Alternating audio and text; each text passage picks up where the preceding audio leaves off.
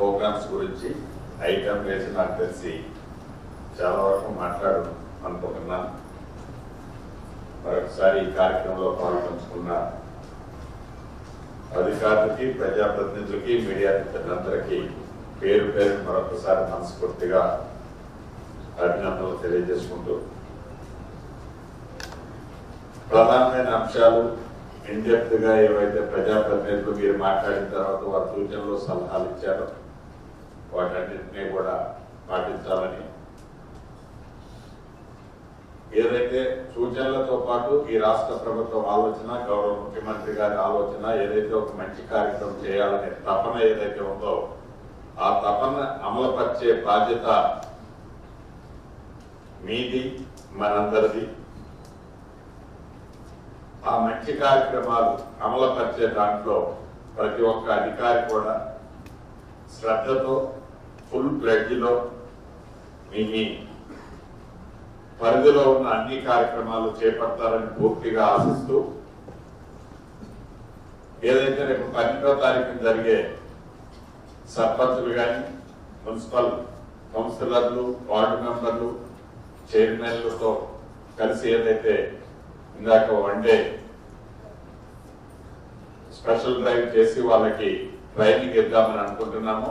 దాంట్లో సర్పంచులకి కనీ విని ఎరిగిన రీతిలో డైరెక్ట్ గా కేంద్ర ప్రభుత్వం నుంచి మన రాష్ట్రానికి రావాల్సిన నిధులు వచ్చాయో, ఇంకా వస్తున్నాయి. ఇప్పుడు ఎంత వచ్చాయో అంతకంటే ఇంకొక 5-10% ఎక్సెస్ కూడా అదనంగా వారి అకౌంట్ లో ఈ 10 రోజులు 15 రోజుల్లో జమ కాబోతున్నాయి.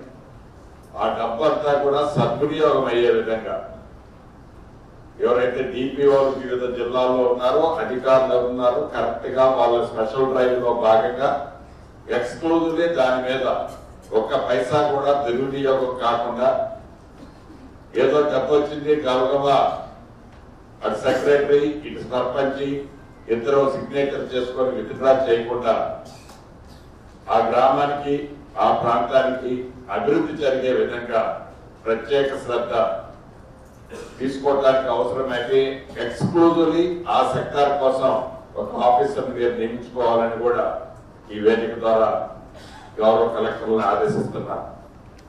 అదే రకంగా వచ్చేది వేసవికాలం, డ్రింకింగ్ వాటర్ సమస్య ఉంటుంది.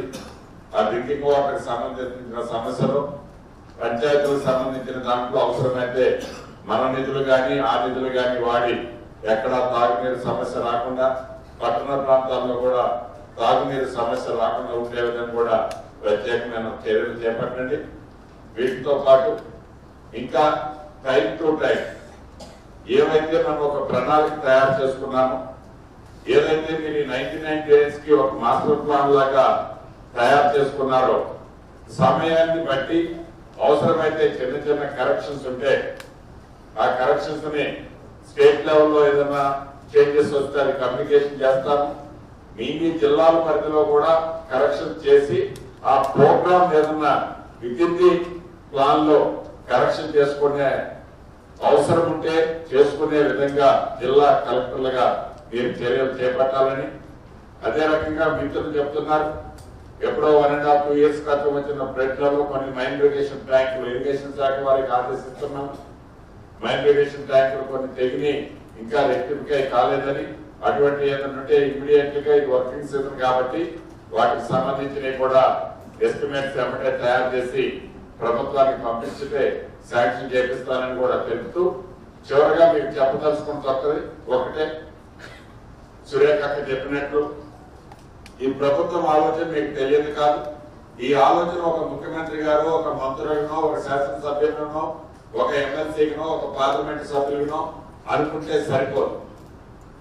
లక్షల్లో ఉన్న ఎంప్లాయీస్ గా ఉన్న మీరు ఈ ప్రభుత్వం యొక్క ఆలోచనని ప్రజల వద్దకి చేర్చి దాన్ని డెలివర్ చేయాల్సిన బాధ్యత ప్రభుత్వ ఉద్యోగుల కంటే కూడా ఒక మంచి అవకాశం మీకు ఉన్నది. కాబట్టి ఈ రోజు ఒక దగ్గర కలెక్టర్ ఉంటారు, రేపు మళ్ళీ మీరు కలెక్టర్ చేయాలనే ఆప్షన్ కావాలన్నా ఒక 3 years 4 years తర్వాత ఇంకొక పొజిషన్ మీరు వెళ్తారు.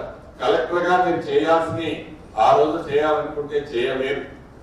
అదే రకంగా మీ కింద ఉన్న అధికారులు కూడా, అదే రకంగా వారి కింద ఉన్న అధికారులు కూడా ఈ ఆపర్చునిటీ ఆప్షన్ ఏదైతే మీకు ఉందో దీన్ని ప్రాపర్ గా యూటిలైజ్ చేసుకొని ప్రజలకు మంచి చేసే దాంట్లో పూర్తిగా మీరు భాగస్వాములు అవ్వాలని మనస్ఫూర్తిగా కోరుకుంటూ